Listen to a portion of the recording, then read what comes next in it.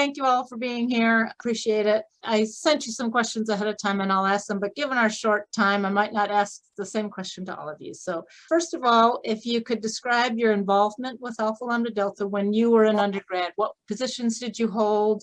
Were you an officer or an active member? So we're going to start with Caylan. Okay, so obviously I joined my freshman year. Sophomore year, I was co-director of recruitment. And then my junior year, I was co-president. Great. Okay. Mallory? So I initiated spring 2016, which feels like a long time ago. And so after that, I began my journey in Alpha Lambda Delta as being the service chair. And that was a really fun experience to kind of get my feet wet and kind of figure out what it was. And then I guess that following spring, summer, I was then selected to be on the National Council Board. And that's where I really got to understand a whole lot about Alpha Lambda Delta, what we stood for, and what our goals were as, you know, as a community as a whole. So. Yeah. Natasha? I was a chapter president and then subsequent years a junior advisor and senior advisor for our chapter. And I also served on the National Council as a student member. Great. And Marcus? I started off as the secretary for 2 years. So I was the secretary for my first year. And then the second year, I was the officer of the year for my chapter. And then my senior year, I went on to become the president of my chapter before I graduated. Great. Okay, good. So pretty involved, all four of you in your chapters. So I hesitate. I don't want to start out with sort of a negative thought, but it's sort of more a challenge. So I'd like you to talk about what sort of, did you struggle with stuff? Were you challenged by things and how did you deal with it? So was there, examples might be, maybe you were concerned about chapter engagement, like students, nobody came to our events, or that we didn't have enough money to put on an event, or low turnout at meetings, things like that. So who would like to start with any challenges you might have had as a chapter officer and how you dealt with it? Anybody want to volunteer? I don't mind, I'll go. Great, thanks, Mallory. Okay, so starting out, it was a little bit difficult as far as like participation to events and meetings. And so that's not as much meetings, but participation on events that we were having. And that's where we learned a lot of our members were involved in a ton of other, I'm blanking on the word, organizations.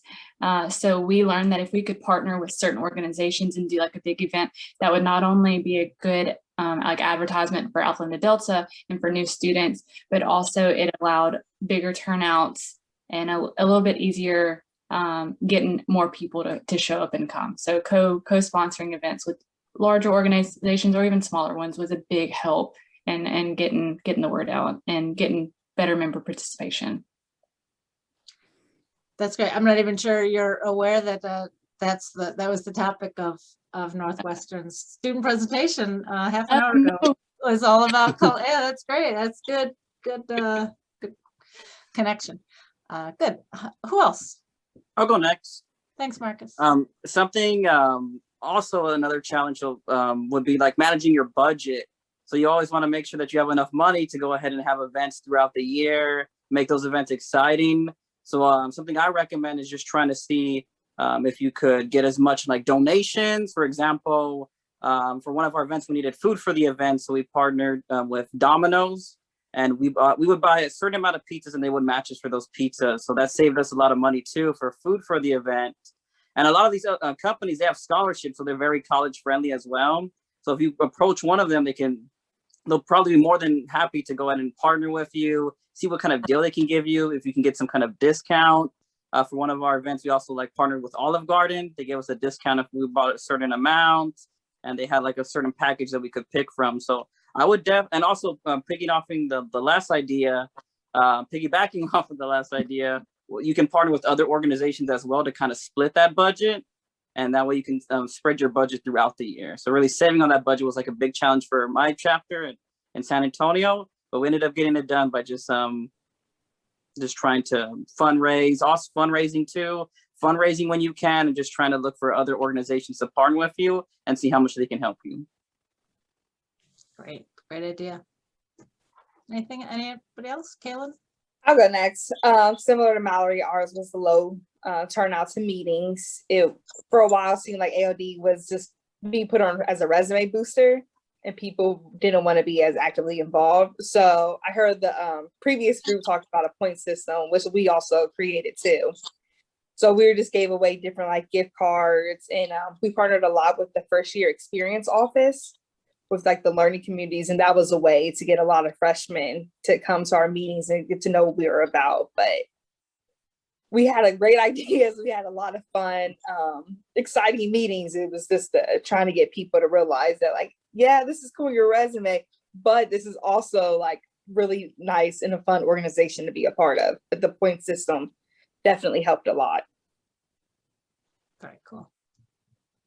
Yeah, I mean, engagement and member attendance is always tricky. We would have the same 5 people. So just to kind of add a couple tips that helped us is we designed a Google sheet. So we had like the list of all the members, and then each officer would assign themselves to maybe 5 members to personally reach out to and try to get to come to our next meeting, just for more of like a personalized approach. And then also we figured out that we couldn't just advertise on one outlet. So I started college in 2012, back when Facebook was still cool. So we would use Facebook and email and flyers and like texting our friends, like in person, like the Google Sheet. So we used probably at least 3 to 5 modalities of communication for every event. In case we didn't reach somebody on one modality, we could get them on another. And Natasha, that's a good segue into my next question, which has to do with how do you even get programs started? Like, how do you even know what students want to do in the chapter? How do you generate the ideas? How do you come up with what events to do and what not to do, or tips for generating event ideas from the membership? So a Google Sheet, but anyone else want to sort of chime in about how you get ideas from the chapter? So something that you can do is also start off by building up like your social events and building a rapport with your members and your other officers, because a lot of these, we're a first year honor society. So there's a lot of people coming in for the first time. They might not feel comfortable speaking, or they might be kind of shy. So if you have more social events, you can start to build a rapport with everyone there. They might share, like a lot of them are freshmen too. So they have those basics they have to get out the way. So they might have a similar class. And so that's something that maybe you can take that if there's a good amount of people, make an academic event out of it. And then also see what their likes and interests are as you get to know them as well. And then that can help you build certain events, seeing if you can have a higher turnout at others than at some other events, or seeing which events that maybe you should stick to in your chapter. Great. Any other thoughts on that one? Yeah, we would also send like a Google survey out to our members at the beginning of each semester to see if there were certain things that they wanted us to be doing for programming, or just kind of gather ideas on things that we hadn't thought of before.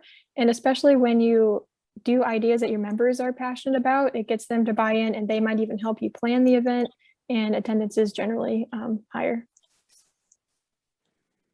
Good. It reminds me of my 6 favorite words, the sentence that I love, that I always try and repeat. Have I said this already to this group before? It's only 6 words. It's a really great sentence. Write this down if you're taking notes. People support what they help create. People support what they help create. So yeah, that's enough said on that. Okay. Definitely true. Yeah. So let's switch over to, because I think there's been a lot of programming ideas generated from our student presentations and hopefully in our roundtables. Let's talk a little bit about, so what are you doing now and how'd you get there? What are some skills that you gained? So a little bit, let's start with, what would you say are the top 2 or 3 skills you gained from your ALD chapter officer position or your experience with ALD? And a follow-up, give examples of how that skill was developed or put into action, and sort of tie it to what you're doing now, if you could. Who wants to go? Should I just call on you? Sure. Caylan. Well, first skill, public speaking. I started college in 2013. So I was really shy. And then my first position, I said, was co-director of recruitment. So that means I had to speak at all the like fall fairs and spring fairs and go to different learning communities and tell them about us and different classes, which was fun, but way out of my comfort zone. And now I'm a site coordinator for communities and schools of Ohio. So I'm giving presentations to students, I'm giving presentations to parents and staff. And I definitely feel like my experience in ALD has helped me in this role, because I did not like public speaking. I avoided it as much as I could before. And then just time management. As president, like there was always so much to do. And we were always trying to figure out how we can make ALD exciting. We had other first year honor societies on our campus. So we were like, what can we do to stand out? So we always were doing something different, which was a lot of fun, but to balance that with my schoolwork. And I worked 2 jobs in school and I had other involvement. It was always a lot. Where now, like, to me, going to work from 8 to 4 is a breeze. Like, this is all I have to do. Like, I don't have to go to meetings for hours afterwards. I don't have to go to the bank and see about my account and then talk to other people and do Google Hangout, like all that type of stuff that I used to do in college that I don't have to do now. But I feel capable and confident in my like leadership abilities and to staying organized. So I loved ALD. It was like my favorite organization I was a part of in college. I really think, especially being a part my sophomore and junior year, I feel like those are such like formidable years in college, and it really helped direct me toward my senior year of knowing what I wanted to do and pursuing like graduate school afterwards. But yeah. Wow, that's awesome. That's great. Cool. Anyone else want to touch on that one? Yeah, I can go. I would say the 2 biggest skills I developed were listening, and my leadership skills really morphed over that time. So it was the first time where I kind of went from management to mentorship, and I started meeting one-on-one with officers and figuring out what was important to them, what goals they had, how I could help push them or support them. And that was kind of modeled on mentorship that I received when I was on the National Council from some really great folks that were on the National Council with me at that time. And those things just set me up to lead well in medical school as like the head of our student-run free clinics. And then the listening skills, like figuring out what our chapter members wanted and how we could not just do the same programs that have been done every year, but really do things that our own members were passionate about, and just listening and facilitating that dialogue. I feel like listening is a very important skill as a future physician. I mean, if you listen to your patient, they often tell you the diagnosis, but so many times people are rushed in the clinic room because it's just a very busy day. But if you sit down and really listen to what your patient has to tell you, you can provide better care for them. That's great. And they kind of touched on some of my other 2, but my biggest one that I really took away, and I guess it's more of an umbrella word, but I'm going to use it anyways, is definitely was my professionalism. Not every organization gives you the opportunity to sit here and talk to Eileen and Trish and the whole National Council. And so that is really a great opportunity, and I hope that y'all really take that opportunity and run with it, to sit there and have those one-on-one professional conversations that, you know, when you're sitting around in a small meeting, and yes, getting up in front of your chapter is a great opportunity as well, but being able to take it to the next level, it's going to help you in the long run, regardless on what you do after graduation. You're going to have to talk and communicate and learn how to be professional. And veterinary school, I'm in LSU down here, south the whole United States. And so that has been a huge thing, is to be able to communicate with your professors, communicate with the dean of the school, and even clients that, you know, because animals can't speak. You have to learn how to speak for them and to get those words across to a client as well. So that's been a great opportunity. Great. Thanks, Mallory. Marcus, anything you want to add? Yes, and also something like decision making too, because as when we're creating our organization, there's always certain routes that we can take. There might be a route that might be better than the other. Also, like managing team conflict, because when you're working with other leaders, other people's have other members, other officers have different ideas.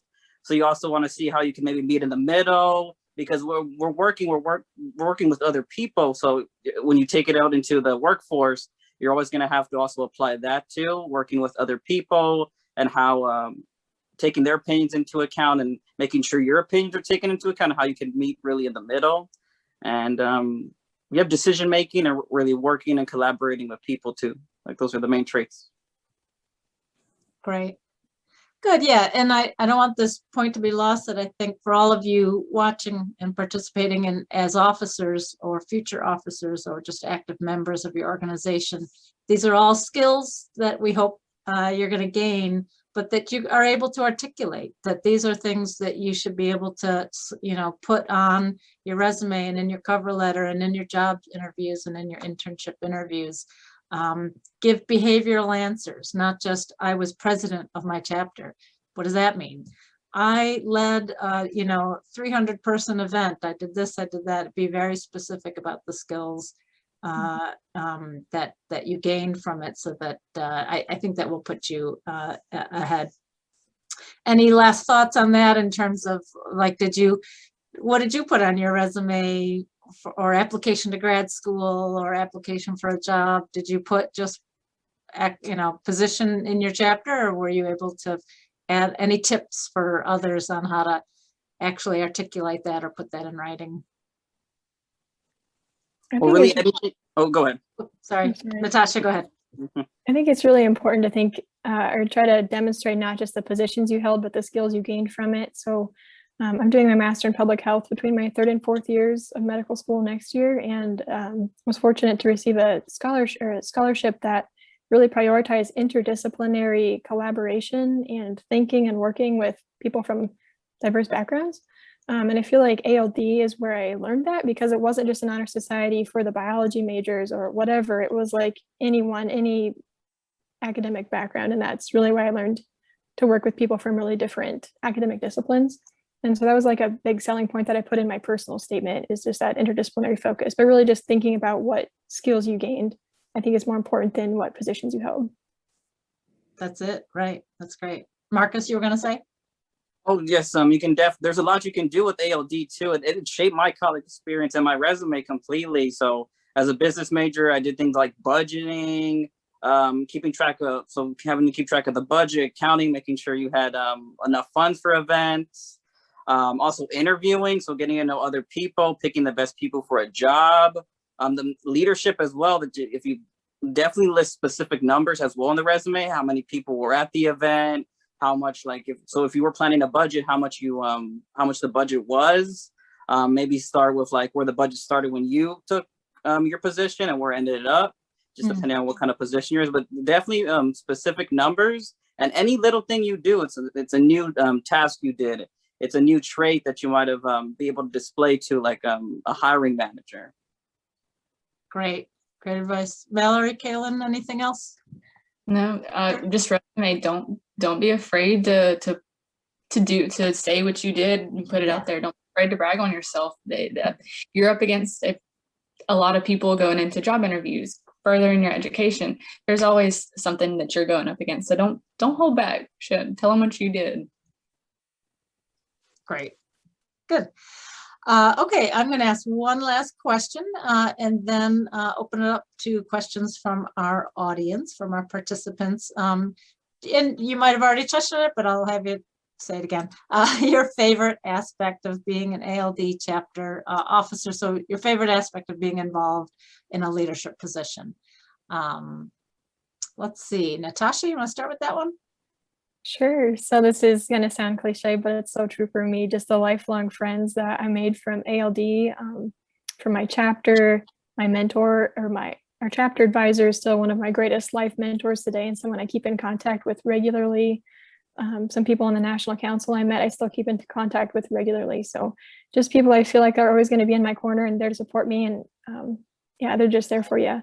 And then also just working with a really great group of interdisciplinary future leaders was really, really fun and rewarding. And I learned a lot from everybody. Great. Good. How about Caylan? Anything you want to add there? I think my favorite, I knew this question was going to be asked, and I have been racking my brain on what I would say. But I think one of my favorite memories was getting to go to the national conference and getting to see what like all the other ALD chapters were doing and like coming back with ideas. And that was the first conference I've ever attended.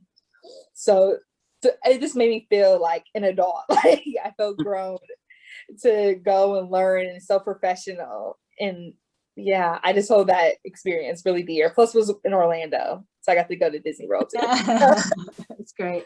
Great. And thanks for mentioning that. I'm going to interrupt by saying that, yeah, keep in mind for everyone here that our fall conference is in October every year. It's in Arlington, Virginia, Washington, D.C. So that's another popular city in the fall. That it is there right now, and we're hoping that we can meet in person. So of course we couldn't last year in 2020. So we'll know in another month or so whether we need to move it online, but fingers crossed we will meet in person. And if not, we'll meet in Arlington another year. Tampa, Florida is the year after that. So I think that's for sure 2022 in Tampa.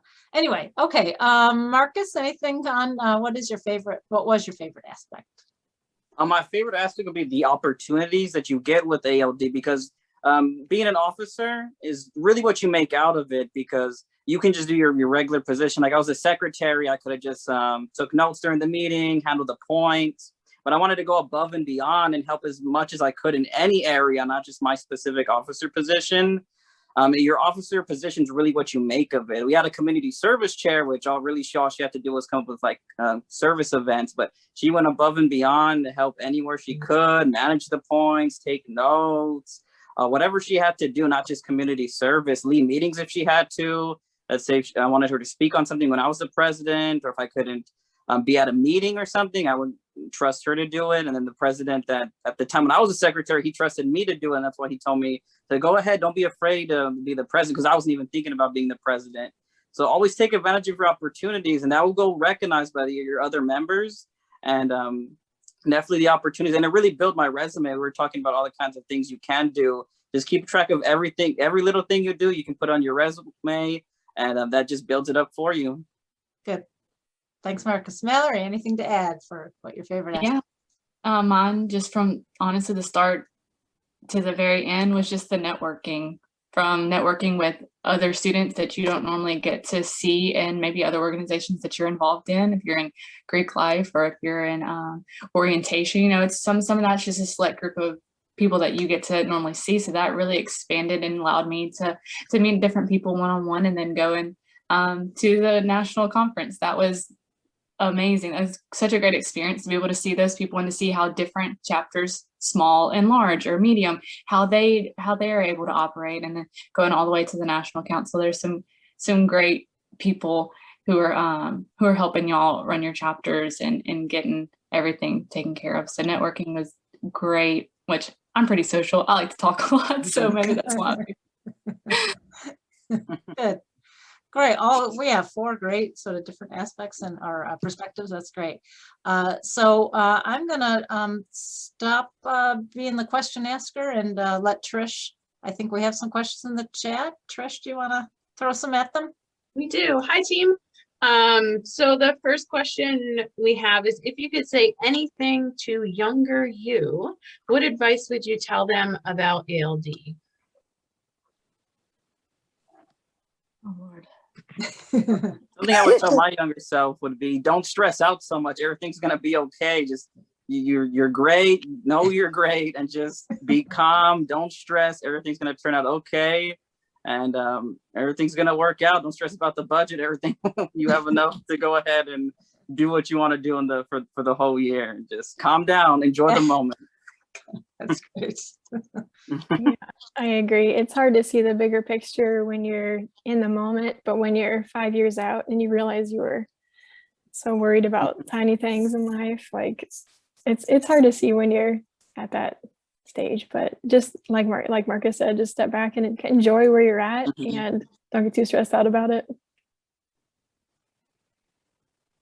I guess I would tell myself, like, don't be afraid to throw out ideas, even if it's not that great. What you say may bring another idea to somebody else, and that will form a whole great event, or anything along those lines. So don't be afraid to speak up, even if you think it's maybe not the greatest idea. It helps other people brainstorm as well.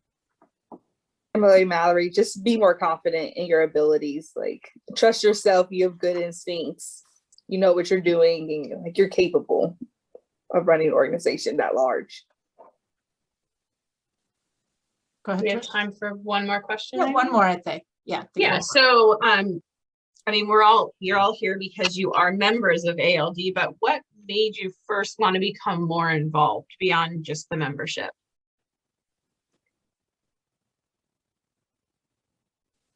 Okay, I'll be honest. Be One of real. the reasons I joined ALD was because they always had the best food at meetings. Like, you know, all the organizations always had like pizza all the time. Ours would have like Chipotle. So I was like, this is great. Got tired of dining hall food eventually. But the previous presidents and the board were just so supportive, and they were just so nice, and they really took the time to talk to every member. And like the first meeting, they like pulled me aside, like, we think you should try, just apply for a position. It doesn't really matter which one, but you should get involved. And they like talked me through the application process, and I could tell like they really cared about the organization, and they wanted to make sure that the people running it cared, and they were just so nice. I was like, okay, this random group of people, like none of them were the same major, like they didn't know each other before ALD, but they were still pretty close, you know? So I was like, this seems like a fun opportunity to get to meet people outside of my program and do something different. And so ALD was the first organization I actually joined in college.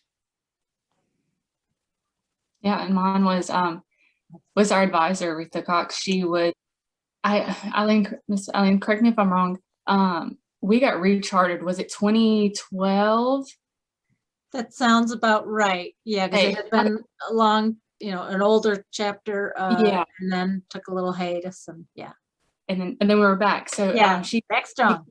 Yeah, she kind of sat us down and she was like, we have this organization. If we're going to do something, like, let's do it big and let's do it right. And so she kind of allowed us to, or motivated us to kind of get the ball rolling and to see all these different opportunities that ALD did have for us. And so I say that she did a pretty good job and keeping that going, and hopefully that I saw some Northwestern students. I was creeping through, so apparently they still are doing really well. So one of the reasons that I joined ALD too, because I was a management major and I didn't have any leadership experience. So I was like, I need that because that's my major. And I was kind of shy too, so I didn't have any confidence. So I didn't even think about being an officer till like the last second. And I applied on the last day you could be an officer, and then the rest is history now. So I'm so happy, and I applied on that last day to be an officer. Yeah, I think ALD was the first opportunity in college that I had to get involved with leadership. And my freshman year, I think I was playing a sport. So I was like, I'll only take like 12 credits. I don't want it to be too much. But in high school, I was really busy. So like my freshman year, I felt like I had all this extra time. And then the opportunity came to apply for officer positions. Like, oh yeah, I have time. Like, let's do this. So yeah, and it was also unique at our institution that ALD was for girls and then PES was for boys. So it was like just a group of women, and I am a pretty strong feminist, and I just wanted to be involved with a group of women and build each other up and lift each other up. So that's probably another reason I really wanted to get involved with ALD early on. Thank you so much, one, for all that you've done for ALD. You've all made huge impacts on your chapters and on the national office.